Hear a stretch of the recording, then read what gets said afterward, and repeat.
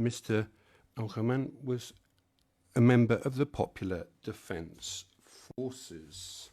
Now, witness P123 DAR OTP 0209 speaks to us on page 034 of an enormous transfer of money allegedly that Ali Koshib received.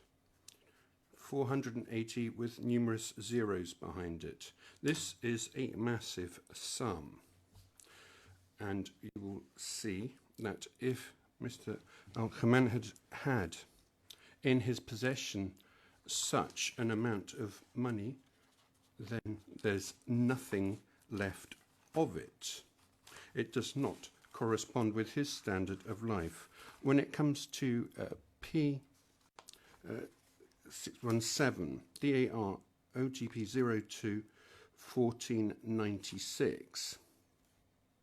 Now he tells us on page 31 that Ali Koshib was appointed Akid Ogada in the 1990s when Daoud Bolad attacked. The defence has not researched which event the Daoud Bolad attack was, but it will just refer to the 80s. The prosecutor presented yesterday that according to the Office of the Prosecutor, Ali Koshib had been that. According to the Office of the Prosecutor, Mr. Abdel Ahman allegedly was designee Akid al-Agada in March 2003, which doesn't correspond with the 90s stated here. And furthermore,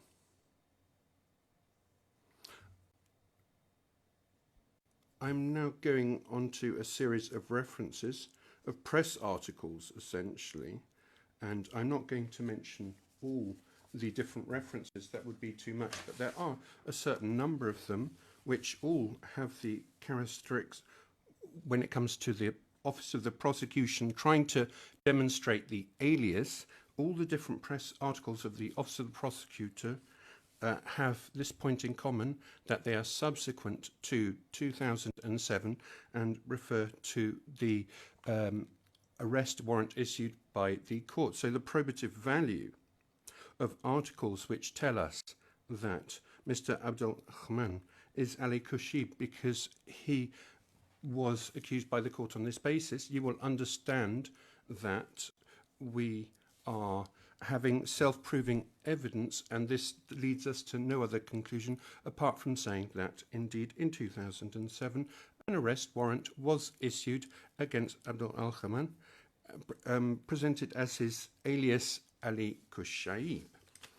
And I shall now go on to the document DAR OTP 010672. And this is an article entitled Darfur, A New History of Long War, which dates from 2008, and it is co-signed by Madam Julie Flint and Mr. Alex Deval. And this is another annex of the Office of the Prosecutor. What I observe in this document is that it only contains one reference to Ali Koshib, and this is on page 0743, and this reference is a reference to the arrest warrant of the court in 2007. Same remark as to its relevance. The article also tells us on the same page that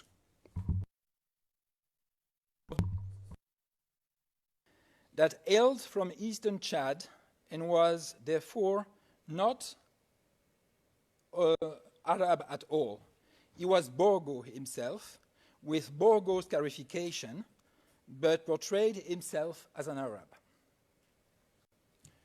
Nous l'avons déjà dit, Monsieur Abdelrahman. We've already said that Mr. Rahman, well, perhaps he'll have to take his mask off, but you can see that he doesn't have any scarring on his face. I'm talking about his face, because when we talk about the physical description, there are witnesses who talk about scarring on his face. So I will come back to that. It's not correct.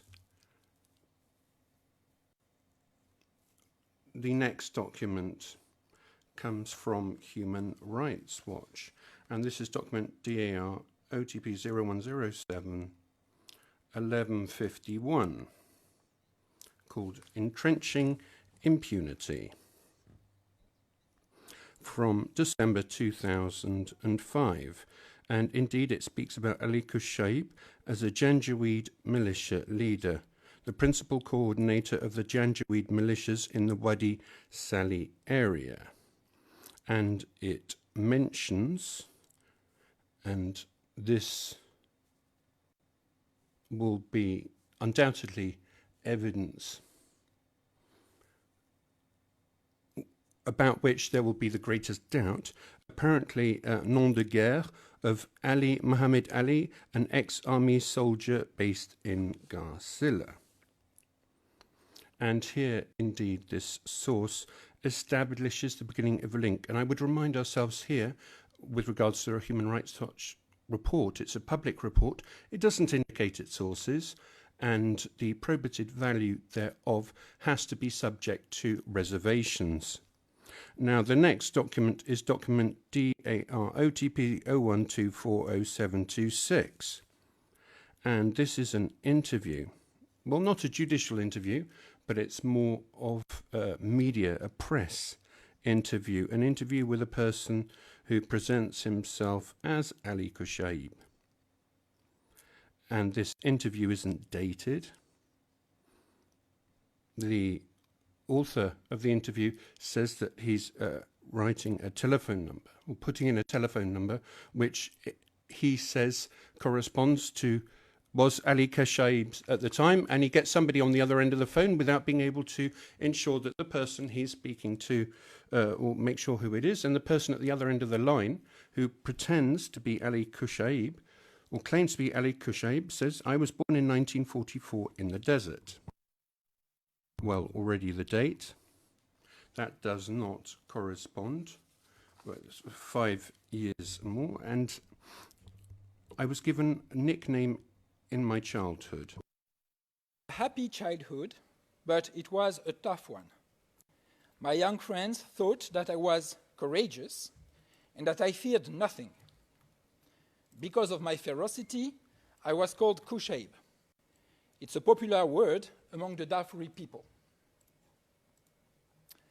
Et alors là, je dois...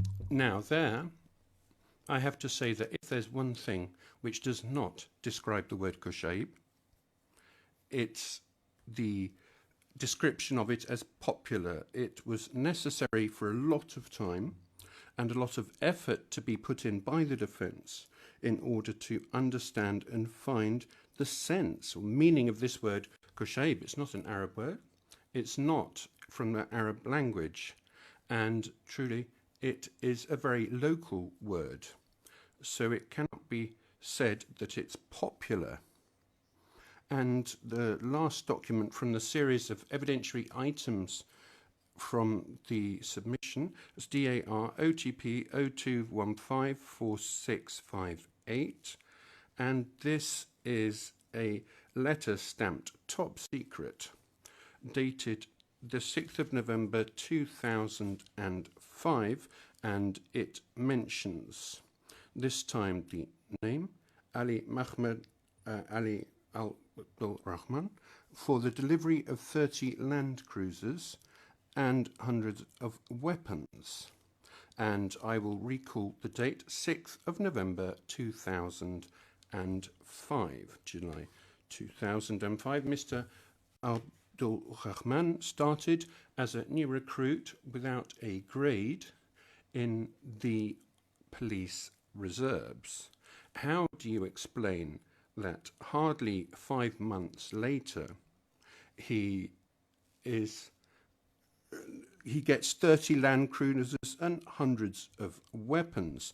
There is no explanation provided in the Office of the Prosecutor's submission in this regard. So I finished with a review of the evidence annexed to the document, and you will see with me that there's not much left. Now, the defence has been proactive, and it has carried out research as to how a link can be established with this Ali Koshib and Mr. Abdel Rahman.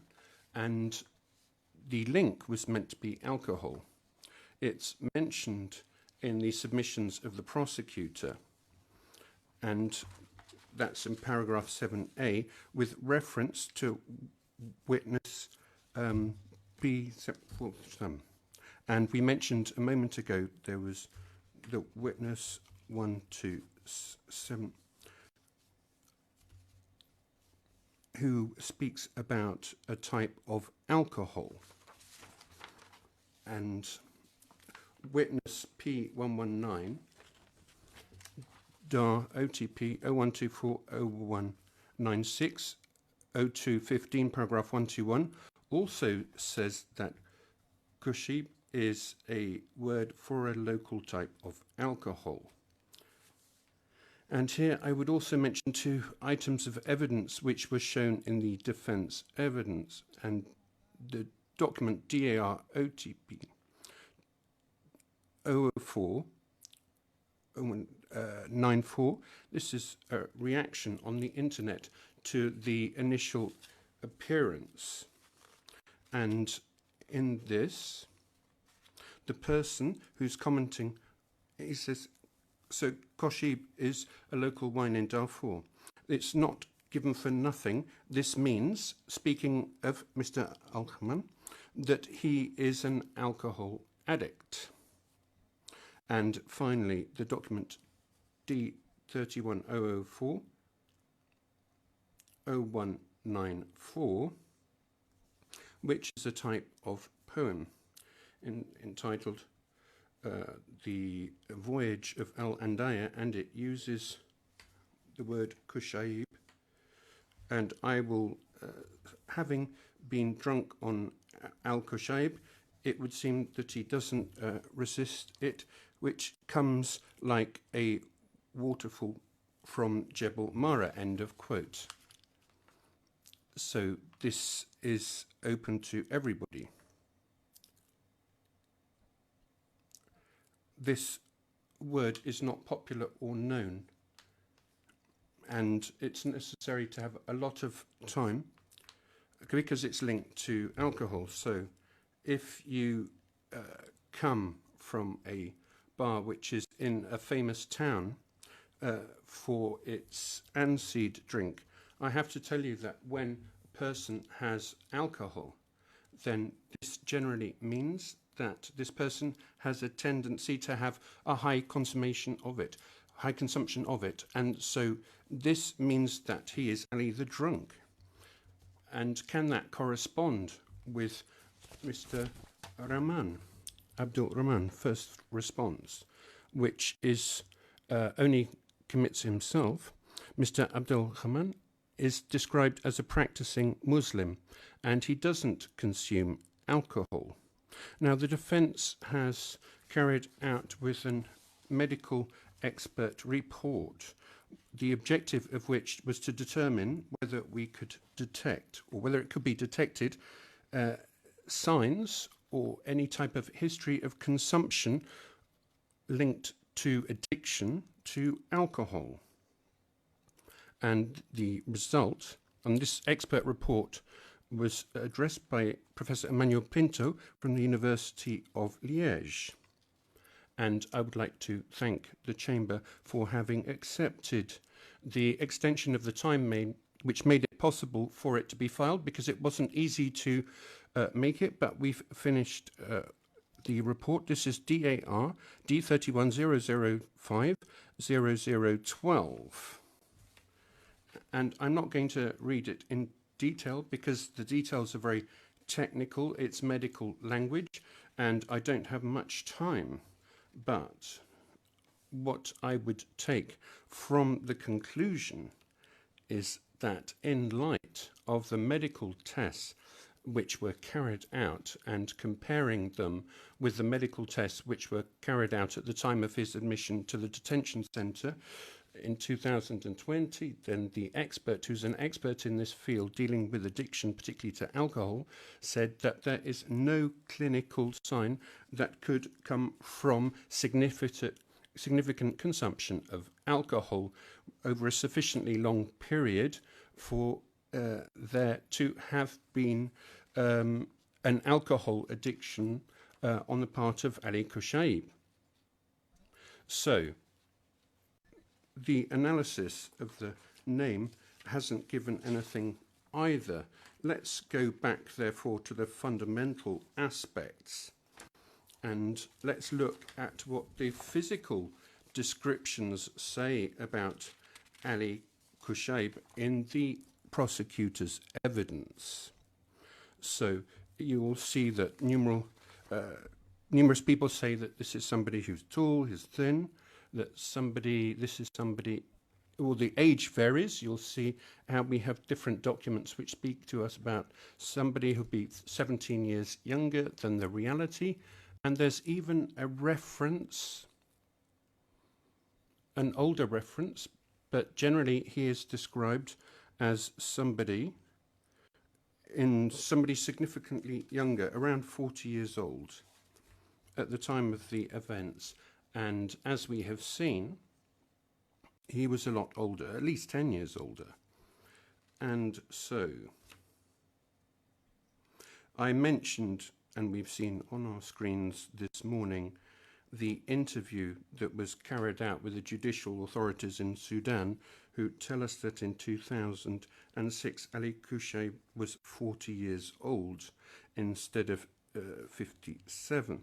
And then I will also mention another document, and this is one of the documents which is subject to my third application for the exclusion of evidence, but I just want to mention one of the passages therefrom, and this is the document DAR-OTP 020215, and on page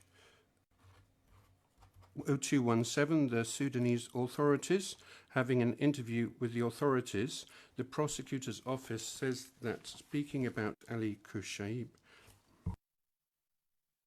we calculated it pour une interview. Now, for an interview with Ali Koushib, which would have taken place a short time before autumn 2006. So, once again, we are told Ali Koushib was 40 years old. Furthermore, there are physical descriptions of him which really are completely incompatible with Mr. Ali Muhammad Ali Abdul Rahman that you see behind you, with DAR OTP 020405 R01, page 05, paragraph 24 and 25. He speaks to us about the tribal markings, and with regards to his face, it says that he has a tribal piercing, and from 3 to 4. For 5, he has a scar or mark on the side of his face, possibly the right side, of 3 to 5 millimeters. So he has no scarring of this type. Now, with regards to the other witness, DAR OTP 0216 0503 R01, page 0512, paragraph 44. Speaks to us about a large piercing in one of his, on his left ear. And if we say that there's an error left, right, Mr.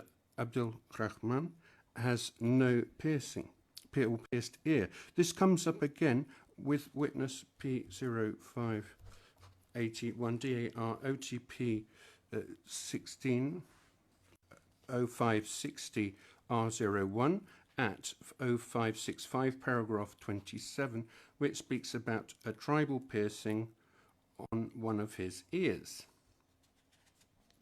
So, there again, the physical description does not correspond and does not make it possible to reconcile the fact that Mr. Abdul Al-Haman is short or tall and he has dark skin. This doesn't correspond with the description of Ali Koushib. So, because we don't get there, we have to look at the problem differently, because we're not able to say that Mr. Al-Rahman corresponds with the description which is made of Ali Koushib. What we've tried to do is see what is said by the Office of the Prosecutor about Ali Koushib and whether that could correspond with Mr. Abdul Rahman. And here, if I had more time, I would have gone through the document indicating the charges, but it was already stated by the Office of the Prosecutor yesterday. So to save time, I will go on. I'll just very quickly state that a senior leader of the militia Janjaweed in the Wadi Sali and Mukja localities, a great influence, Colonel of Colonels, Agid al-Agada, and I look at the interpreters, I'm concerned, but they seem to be managing this.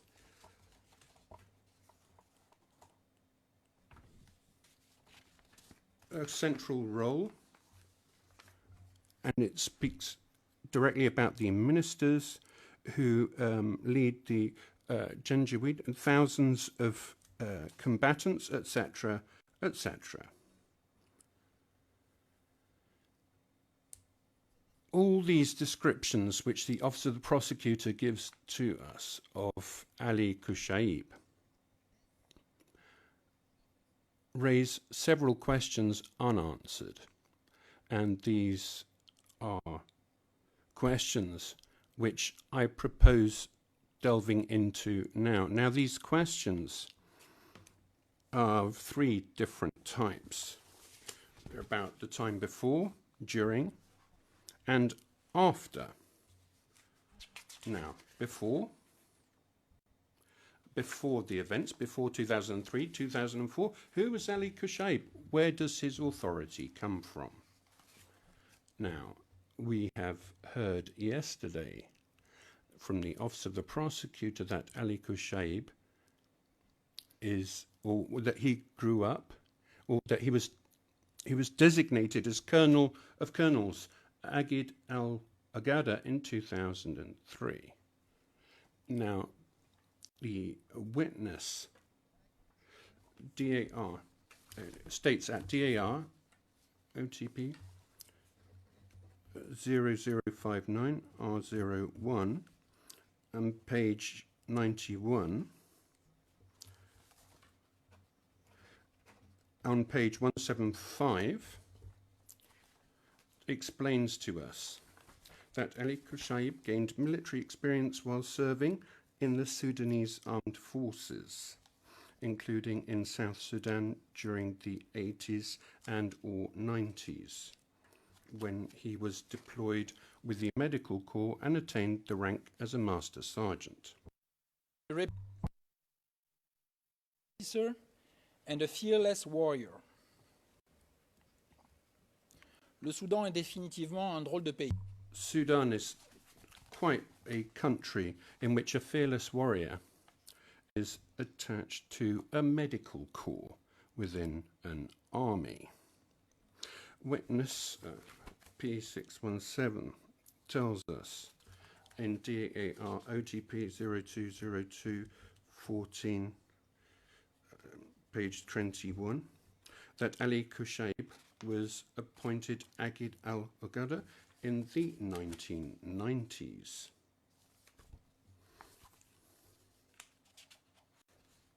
Witness P92, without repeating the reference, says, I'm sorry.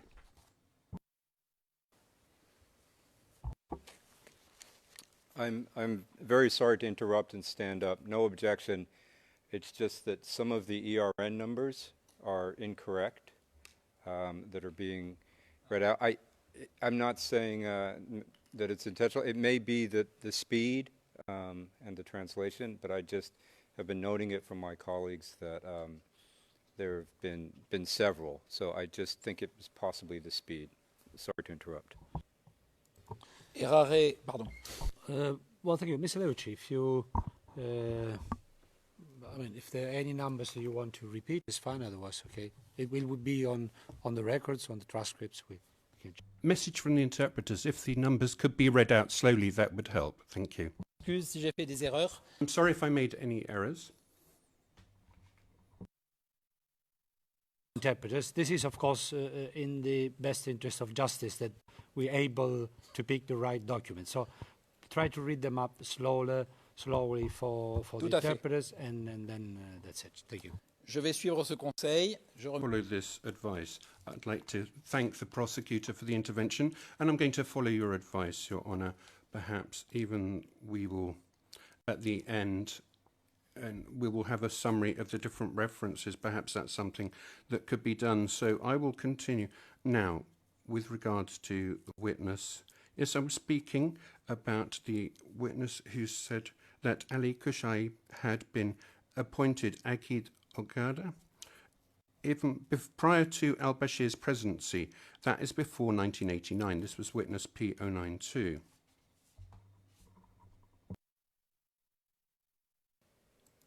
J'aimerais que l'on I would also like to be shown in the same way as a moment ago, and that is just for the persons present in this courtroom, without it being visible to the public, the document DAR OTP 0215 6789. à sa page 6791. And page 6791 thereof. Ce document qui va bien. This document, which is going to be shown, is presented as a curriculum vitae of Ali Kushayb.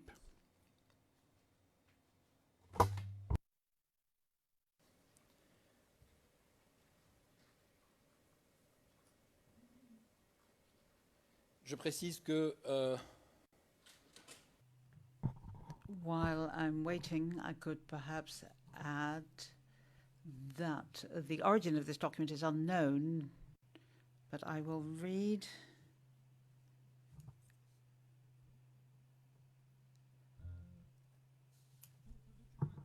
So the document says that Ali Kushayb joined the armed forces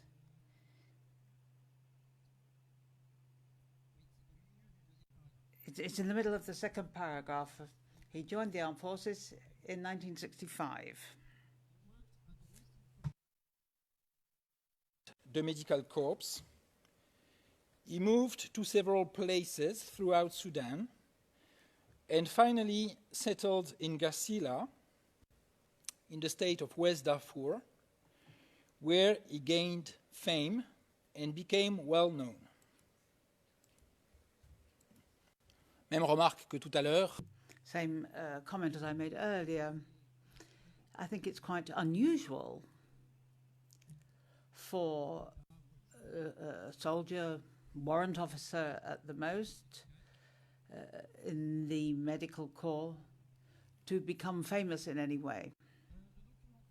And the document then continues in its third paragraph.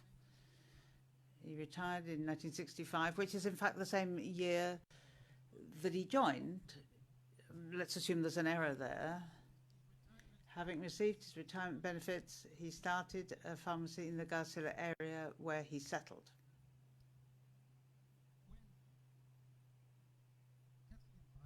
And now the fourth paragraph. When the tribal war broke out, he was chosen to be a colonel of colonels and led a war against the Fur tribe. This is the highest position within the armies of Arab tribes. I've got a problem with this rather vague expression when the tribal war broke out. The distinguished representative of victims, Paulina Masvidal, gave us the background of the long, many years of tribal wars in Sudan. So it's not exactly clear which era is being referred to here. But a little further in the latest same paragraph, it says, in early 2000, he was chosen to be a warrant officer in the police with the Central Reserve Forces, commander of the People's Police Militias. And then this detail here, it's in the alleged CV of Ali Koushib. We can no longer be talking about Mr. Ali Rahman.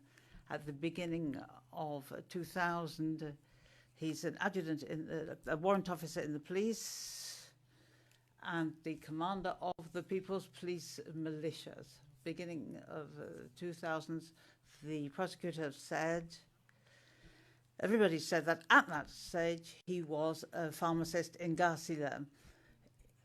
He was not in the police at that time. If he entered the police, it was after the fact in 2005. And he entered as a rookie with no rank.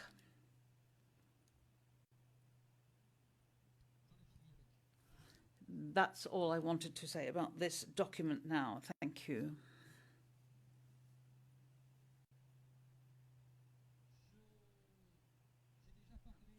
I've already mentioned the document from the OTP which described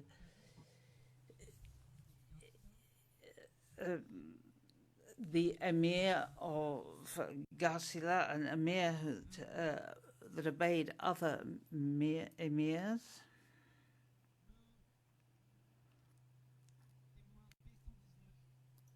The witness 119, Dar OTP 01240196, 01240196, page 215, paragraph 121, says that Ali Koushib was responsible for the popular defense forces in the district of Garcila. The prosecutor did not say that. Another document which is included in the third application for inclusion of evidence is document DAR OTP 02020190. 02020190 at page 0197, line 248. Ali Koushib is described as the chief superintendent with the police. Chief superintendent with the police, and this is at the time of the facts. This has nothing in common with what was described by the prosecutor. P117, DAR OTP 01280042, page 71, talks of a soldier in the army. He used to work for the administrative unit of medical treatment. When the conflict started, he was recruited into the PPF, Popular Police Forces.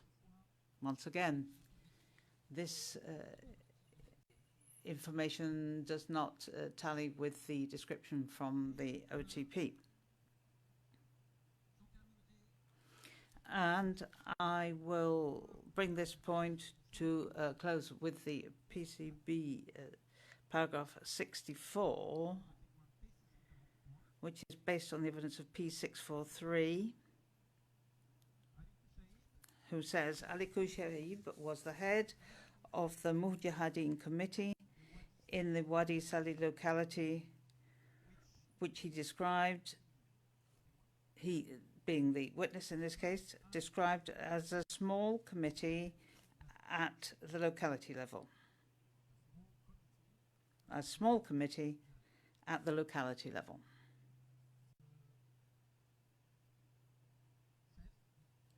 So this head of this small committee at local level has the level of power described by the OTP in its presentation, heading the Janjaweed, talking to members of the government, gives orders to army officers. I find that somewhat difficult to believe. So,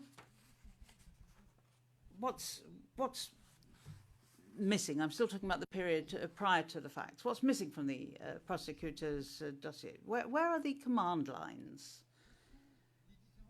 Where are the different elements of the armed groups?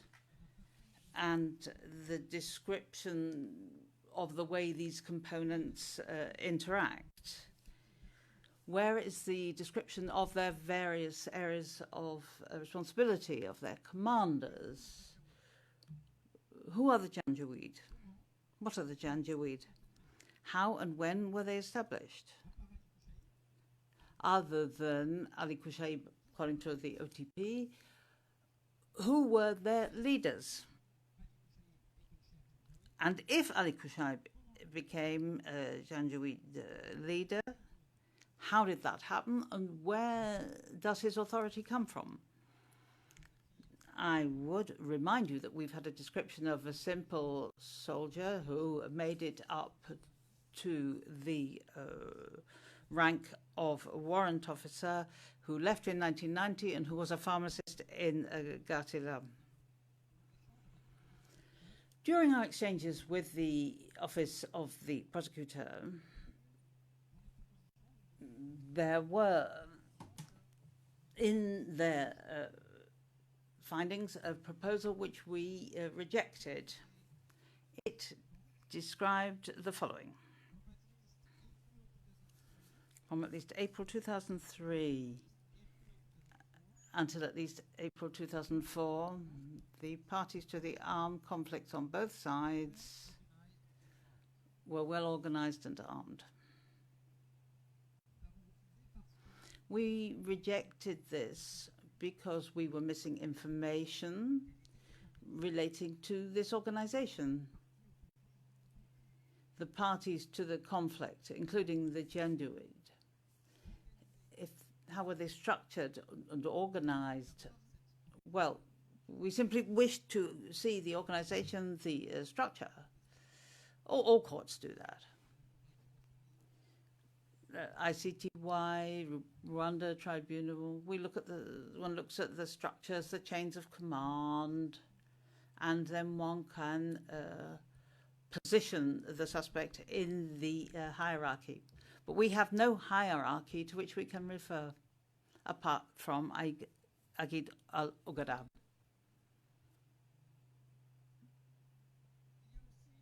So there are also inconsistencies with the publicly available information. The conflict in Darfur has one characteristic, and that is that there was enormous media coverage, a lot of information, a lot of detail. This press media coverage identifies Janjaweed leaders. I can name a few, the main ones, with a reservation, which is that everything that I will say about any individual described by the journalist as a Janjaweed leader is, of course, based on their presumption of innocence and does not contain any accusation towards them by the defense. The first is Mohammed Hamdan Dagolo. known also as Hemeti. He was the head of the Rapid Support Forces. He was the grandson of Nazir of the Arab tribe Maria Rizegat.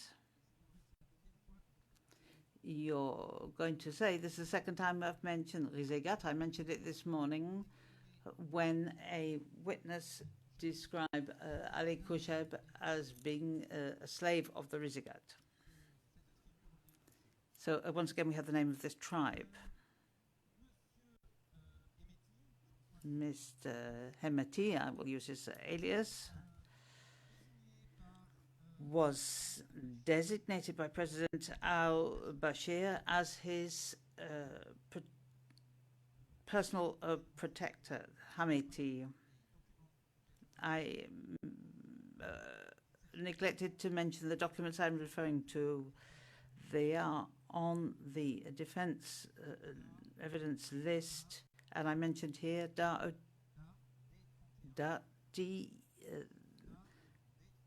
D31 0004 0021.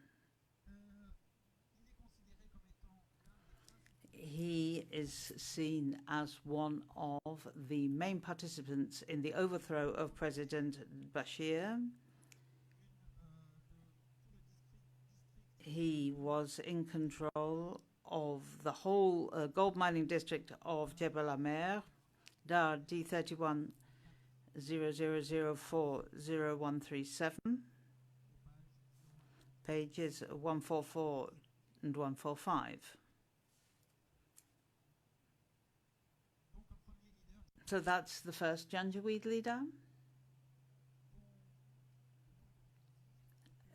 of which one can say, at the very least, that the social level, economic level, political level attributed to him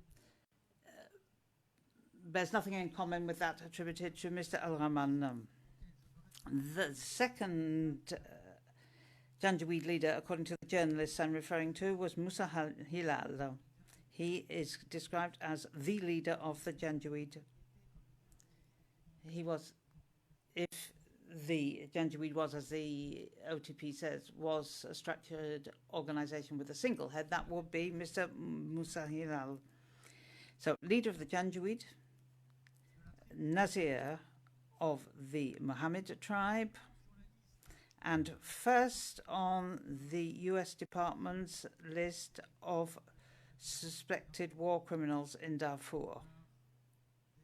D31 0004 0031, page 48. Referred to by Mr. Richard Dicker of Human Rights Watch as the poster child of atrocities in Darfur, D31 0004 0137. A third leader mentioned by journalists is Musa Azime, who self-proclaimed general during his campaign, which he carried out in the Central African Republic as military head of the Seleka. I believe this chamber is familiar with this other conflict.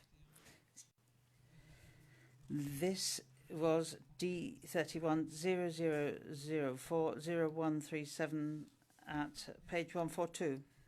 And finally, I don't want to spend too much time on this, General Awad ibn Auf, who was appointed Vice President of Sudan by General al-Bashir in February 2015, who was also on the list of American sanctions for genocide in Darfur since 2007, and he was replaced recently within the Transition Committee, which heads Sudan at the moment, by the first name I mentioned, Mohammed Hamdan Dagalo Hemeti. And I'm talking here For Ibn Uf, I'm referring to document DAR D31 0004 0015. So we read an awful lot about the heads of the Janjaweed, but nothing about Ali Koshib, nothing before the arrest warrant of 2007. After that date, there is abundant literature which refers to the fact that the International Criminal Court has accused Ali Koshib.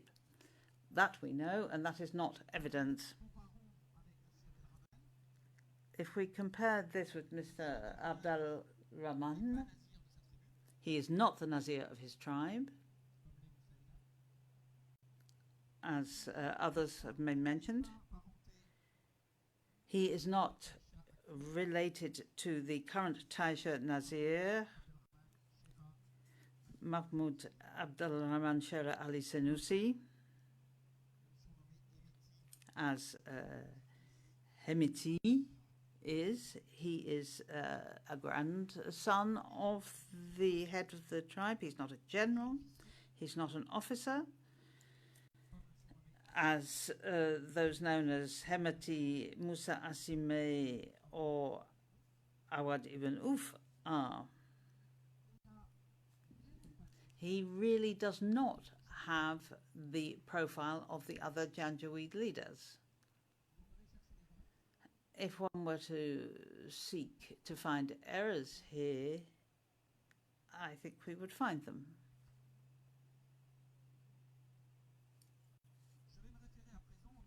I would now like to refer to a document, DAR 31.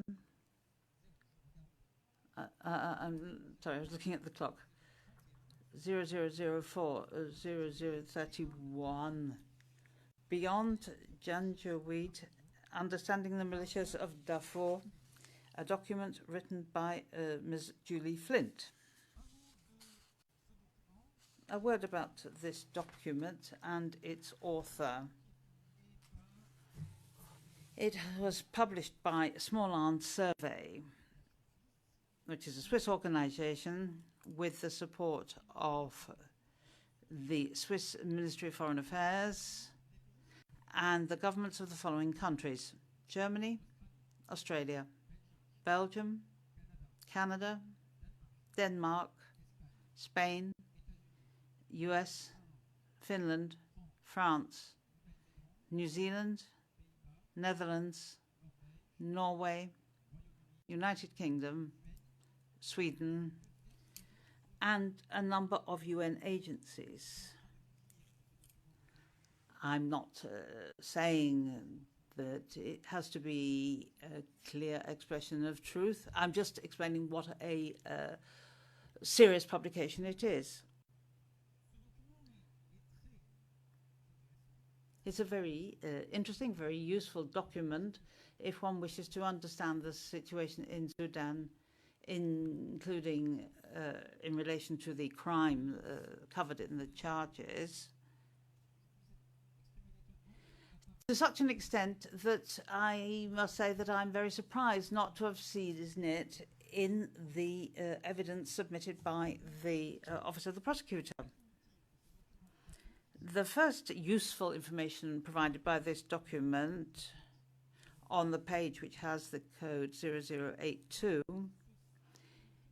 is that it explains the word Janjaweed, and I quote, "The very word Janjaweed is, in Arab eyes, an insult. For Arabs, a Janjaweed is a thief, someone who works for himself, not the tribe. The origin of the word is pure speculation. Some say it is a combination of Jawad, horseman, Jim, G3 rifle, and Jinn, or devil. Others say it passed into currency as a result of the exploits of a notorious robbers from the Shatia tribe, whose nickname was Hamid Janjaweed, in West Darfur in the 1970s. Ms. Flint's document explains things which we heard from the OTP yesterday, the strategy of the militias, in particular, fighting in the counterinsurrection and how this was carried out, because the PDF and the army were not ones that could have confidence in. And then there is the call to arms, another document which is dates from after the attack of the Al-Fashir airport on the 25th of April 2003. And on page 54 it says the Arab tribes with the Dar, which is the Beni Hussein to North Darfur, the Bagara of South Darfur, the Rizigat from the south, the Habaniya, the Beni Halba, and the Taisha, very important, all tried to remain neutral when there was a call to join the counterinsurgency and refused to participate in the repression of the rebellion. She adds others were seduced by promises of money and power for themselves. Taisha. Mr. Abdelrahman is a Taisha, so he belongs to a tribe which, according to Ms. Flint and her study, refused to take part in the counterinsurgency. So either Mr. Abdelrahman was in the category of those decided to join the counterinsurgency against their tribe by getting money and power, or there's something wrong. So if Mr. Abdelrahman joined the counterinsurgency for money or power, his operation was not very successful. I would remind you that in July 2005, he enters as a rookie into the police central reserve. If one has power, one would not do that.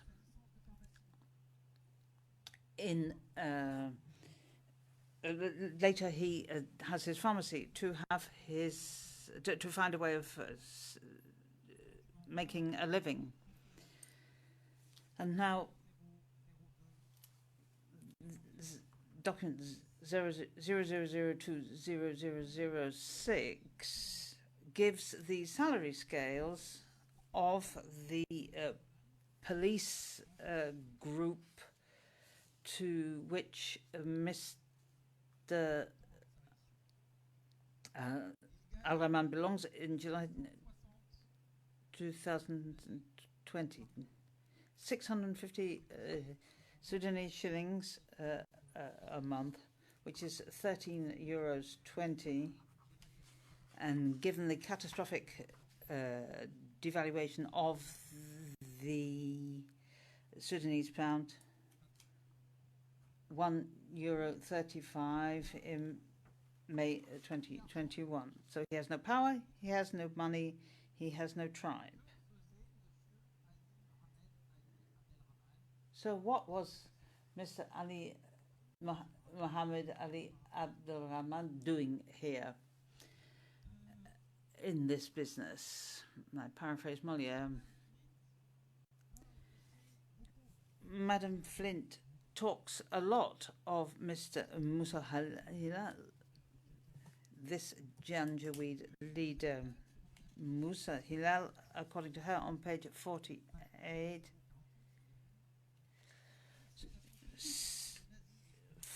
followed his father as Nazir in the age of 26. Musa Hilal claims direct authority over 300,000 Mohammed in North Darfur and says he enjoys respect of another 200,000 in South Darfur. First on the US Department's list of suspected war criminals in Darfur, and target of a UN Security Council financial and travel ban imposed for reportedly obstructing peace. He was reported as a special advisor to the Ministry of Foreign Affairs in January 2008.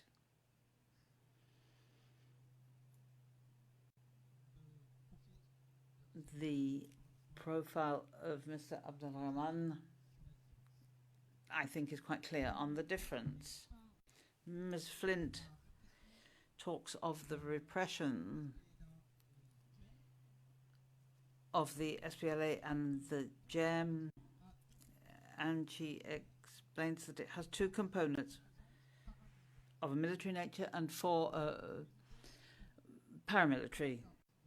So we have the Sudanese Armed Forces and the Police Central Reserve, a gendarmerie under the authority of the Ministry of the Interior, which, according to Ms. Flint, answered to the National Intelligence and Security Service of Salah Gauche.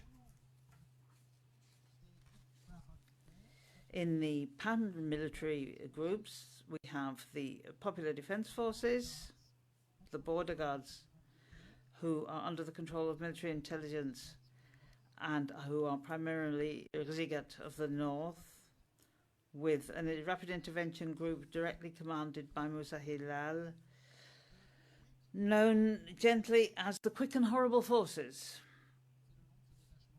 The name of this detachment reporting directly to Musa Hilal. And finally, the nomad police mounted on camels and under the authority of the Ministry of the Interior. As well as these military and paramilitary groups, Ms. Flint speaks of the Janjaweed on page 0055, explaining that there are three types of Janjaweed. The border guards, including the Quick and Horrible Forces of Musa Hilal, the Popular Defense Forces, the PDF, who received uniforms, guns, ammunition, food, but no salary. They could earn up to 100,000 Sudanese pounds, $39 US, per operation in which they took part. And the final category of Janjaweed was the Mustanfarin, the reserves. They were forced recruits. They received uniforms, but no salary. If they refused to take part or be part of an operation, they had to pay a fine of 5 camels, or they would be thrown into prison. De ces forces. So to which of these forces did Ali Koushayb belong? We've got no answer to that in the prosecutor's case file. We have the word Janjaweed, and apparently we have to be content with that. I would now like the document of Madame Flint to be shown in order to carry out some checking. When it's online, I would like to look for the word Kosheb in this document. Among how many pages? 68 pages. Premier résultat, nous sommes... First result, page 28, ERN 58. The word Kosheb, oh yeah, the page number, sorry. We're on page 58. There are 2 results. You can see it on your screens if we could enlarge them. I'm going to read it. Many Arabs active in counterinsurgency were rewriting history. Je vais le dire en français parce que mon accent... I'm going to say it in French because my accent is really detestable. They are rewriting history in 2009. And I will take it up again. Arabs active in counterinsurgency were rewriting history to some degree and blaming the worst of the abuses of 2003-2004 on these smaller tribes whom they called the Arabs of 2002, the year of the first rebel attacks. In this category, many included Ali Koucheib, the militia leader indicted by the ICC in March 2007, noting that he was of mixed parentage, Arab Taisha on one side, but on the other, Borgo, a section of the Maba of eastern Chad, who are scattered across West Darfur without a dar. Ali Koucheib killed so many people to prove that he was more Arab than the Arabs. An advocate for the nomads said, the Arabs of 2002, Kinin, Goran, Otiya, Tama, Northern Gimr, have brought a big problem for the real Arabs. Je vais répéter. I'm going to repeat what I already said. So Mr. Abdul Haman is Aisha. But the most important thing in this story, in this passage of Madame Flint's book, are the words which I translate into French. In 2009, when the court started to have the arrest warrant, they were starting to rewrite history and to blame for the crimes that were committed.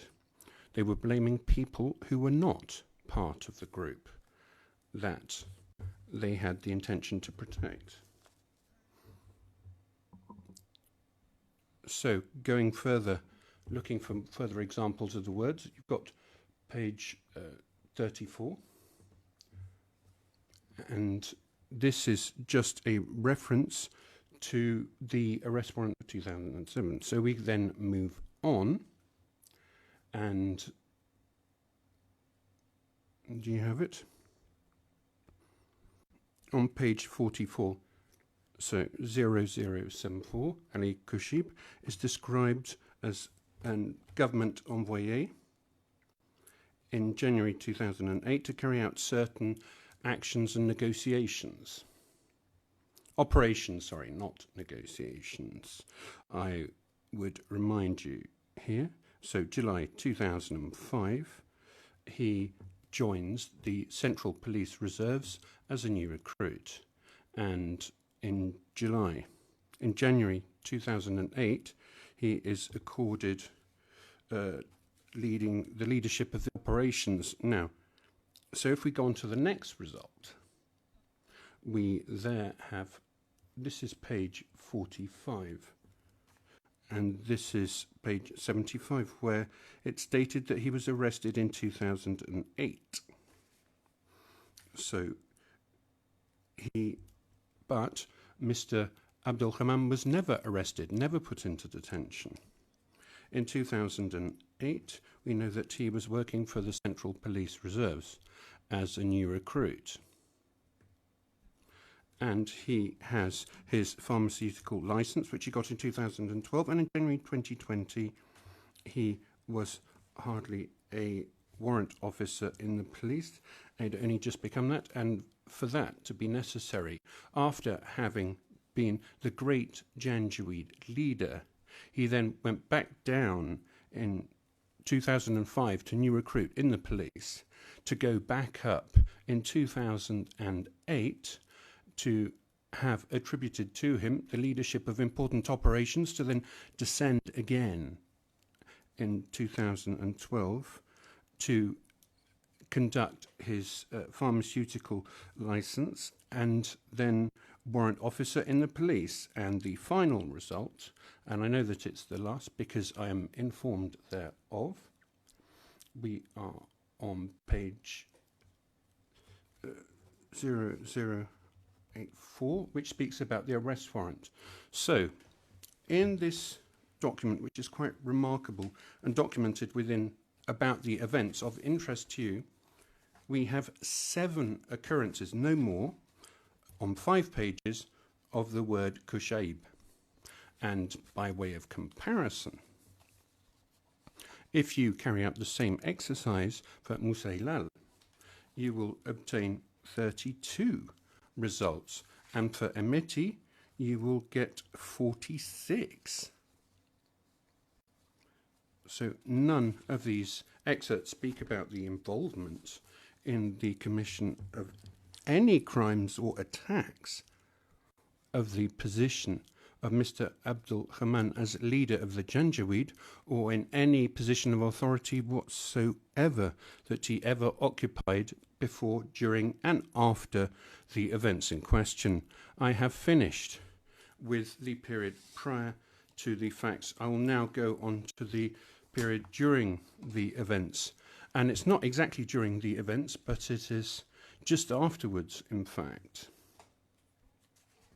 When the role, the alleged role of Ali Koshib in the crimes described in the charges becomes known. When did it become known? Well, despite the major role that Ali Koshib is allegedly played in the crimes of 2003-2004, it has to be noted that his role goes completely under the radar, and he's completely unknown until approximately the end of 2006. Just a few quotes.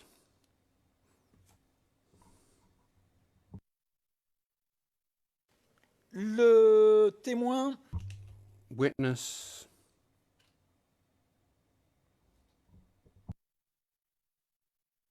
Oui.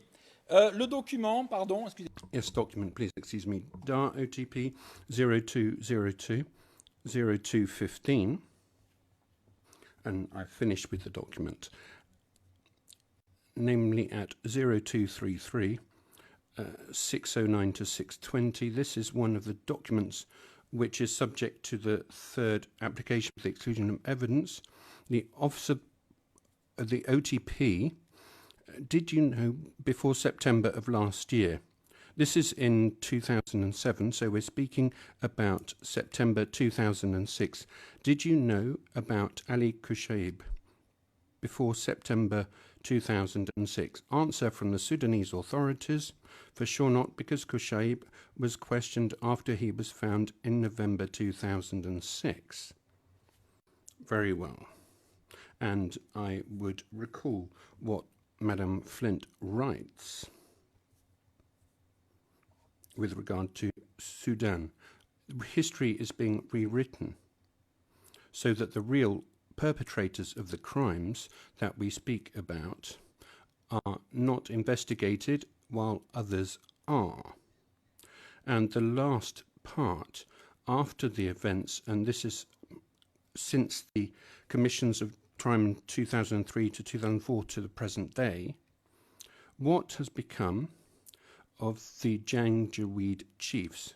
If you carry out a comparison between them, Mr. Emeti,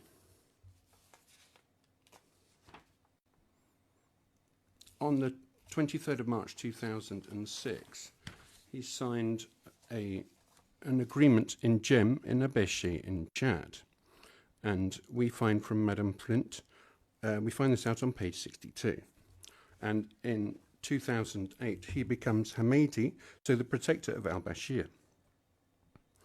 In 2013, he founds the Rapid Support Forces, and he becomes their chief. Still, Madame Flint, page 21 to 0023. In April 2015, the Rapid Support Forces participate in combat against the Darfur rebels. November 2017, Mr. Emeti takes the control of gold mines of Jebel Amer in Darfur, which constitutes one of the main sources of revenue of exports from Sudan. And how is it that after that, Mr. Ameti controls the two main sources of export from Sudan? So mercenaries, rapid support forces, and gold.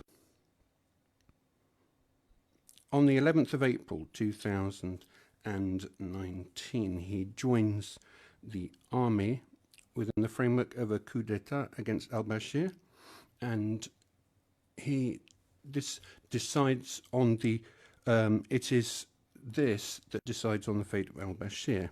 On the 13th of April 2019, Mr. Ameti is named Deputy Head of Transitional Military Council by Mr. al-Burhan, replacing General Awad ibn Auf, the other Janjaweed chief who I mentioned earlier. This is document DAR D31 004 0001 on page 0002 and 0006. On the 3rd of June 2019, the Rapid Support Forces occupy Khartoum. They carry out a campaign of terror. Over 100 deaths, rapes. And so DAR 31 004 0021 and page 0025. And today, at the moment, Mr. Ameti is the deputy head of the Transitional Military Council, which means the number 2 in Sudan. DAR D31 004 001 at 0002 and DAR D31 0004 0134.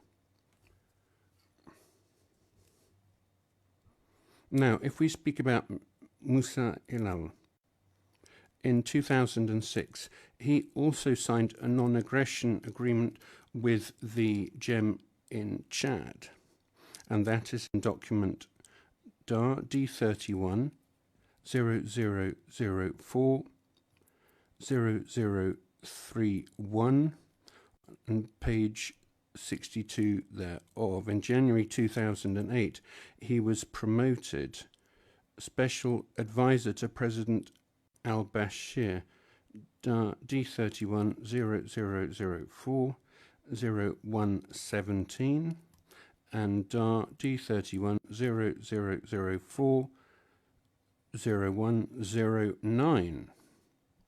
In 2017, things got worse for him. He was put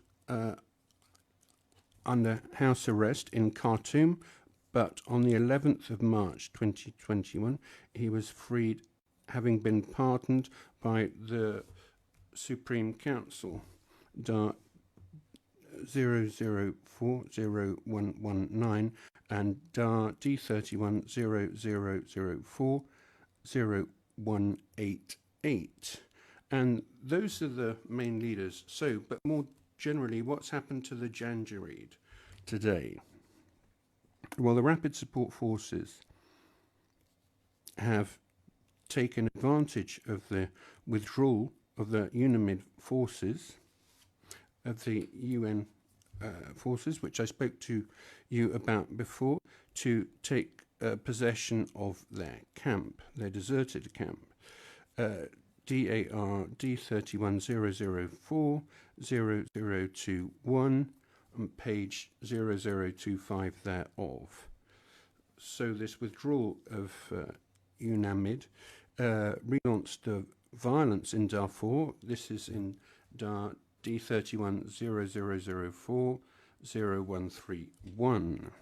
And on the 16th of January 2021, the displaced persons camps in Krindling, which is near Al Janeer, was attacked by the Janjaweed and the Rapid Support Forces, causing 180,000 new displaced persons among the population. And that's D31 0004 0011. I'll just say the last four numbers: 0122, 0150, and 0173. On the 6th of April 2021, there was another camp next to Al Janina was attacked. Camp Abu Zar was attacked by the Janjaweed. D31 004 0163. And on the 27th of April 2021, the Office of Coordination of Humanitarian Affairs, OCHA,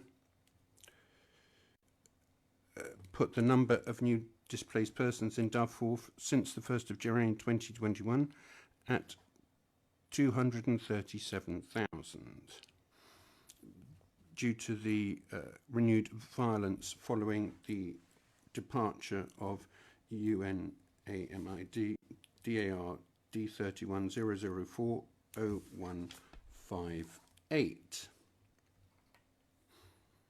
And Mr. Ali Muhammad Ali Abdel Haman, what about him in all this? What happened to him? Well, I'm going to repeat. In July 2005, he went into the police reserves with the level of new recruit. And April 2012, he passed his pharmacy exams. I don't know if I've got DAR D31 001 0006. This is his pharmaceutical qualification from 10th of April 2012, and I think that, I think it's a mistaken reference. Is it correct?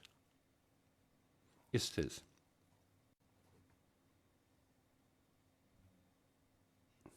And the document D31 0002 0006. This is the salary slip, the salary table, January 2020.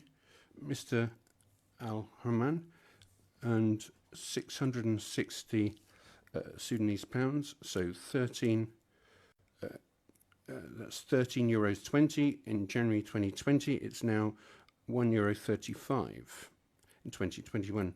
So that's far from the huge transfers of money, 480 with numerous zeros behind it, as described by witness P123. We are also far from the description given of Ali Kushayb by witness P131 in the reference DAR OTP 0158 1359. Page 1400, which speaks about Musa Hilal and compares Musa Hilal and Ali Kushayb as being at the same level of authority, but responsible for different areas. And here I quote, this is in lines 1450 to 1453. According to the intelligence I gathered, I being the witness, P131, Ali Kushayb conducts his operation in this area and Musa Hilal conducts his operation in this area. Two different zones. Okay, and this line is not an official line between North and South sector. So we have two sectors which are different. One under the control of Musa Hilal and the other under the control of Ali Kushayb at the same level. Musa Hilal, described by the press under reserve as a presumption of innocence as the leader of the Janjaweed, appointed advisor to President al-Ashir, and he was now in a social situation and political situation and economic situation which has nothing to do with that of Mr. Abdel Hammam. The delivery man, the bicycle delivery man from the market in 1993. So where are we with this concluding part? I will just conclude by saying, or by asking you, in light of everything that I have said, that the defence asked Honourable Pretrial Chamber 2 to conclude that the Office of the Prosecutor has not given evidence to support reasonable grounds to believe that Mr. Ali Mohammed Ali Abdul Hammam behind me is Ali Koshieb, or that he was involved in any way whatsoever with the events referred to in the charges. He does not have the profile of other known Janjaweed leaders. He is neither Nazir nor related to a Nazir, nor is he an officer in the army. He is a simple citizen who sold medicine from his pharmacy in Garcilla at the time of the events. The Office of the Prosecutor has not given any evidence or information in the slightest as to the origin of the authority that it alleges that Mr. Abdul Hammam as Ali Koshieb would have had during the events. The Office of the Prosecutor has not established the chain of command nor the respective areas of competence and authority in a structure that it proposes to admit as structured and hierarchical. No written order, no military booklets, no evidence whatsoever. Mr. Abdul Hammam has manifestly received none of the profits, whether it be money or power, that the other Janjaweed leaders enjoyed, such as Mr. Hameti or Musa Hilal. The evidence and the case file of the prosecutor contains great amounts of contradictory information as to his age, his tribe, when he would have become leader of the Janjaweed or Agid al-Ogada. We have different information. It doesn't concord on these different points. And with regards to his physical description, they do not coincide either. He's often stated to be 17 years younger. He does not have any piercing on either of his ears. He has no ritual scar on his face. He does not have any clinical sign, either of a history of addiction to alcohol, as is the sense of the word Koshieb, as that word would suggest. And that is the reason why, principally and primarily, and that was the point of my presentation today, I would ask you not to confirm the charges, which furthermore, as regard the demonstration made by the defence today, this means in no way that the crimes described by the Office of the Prosecutor were not committed. But what it does mean only is that Mr. Abdul Hammam did not participate, or at least that the evidence of his participation has not been sufficiently demonstrated to bring him to trial. I have finished for today, and I thank you for your attention. Unless you would like me to start immediately with the second part, but it would seem to me to be a bit near the end. Well, taking into account that we have only 3 minutes before 4, I thank you. I think we can adjourn the hearing now. Then you will continue tomorrow morning. Je vous remercie. Thank you very much. and participants. I thank very much our interpreters and all the court staff for allowing this hearing to take place, and I wish everyone a pleasant afternoon and evening. Thank you very much. All rise. Veuillez vous lever.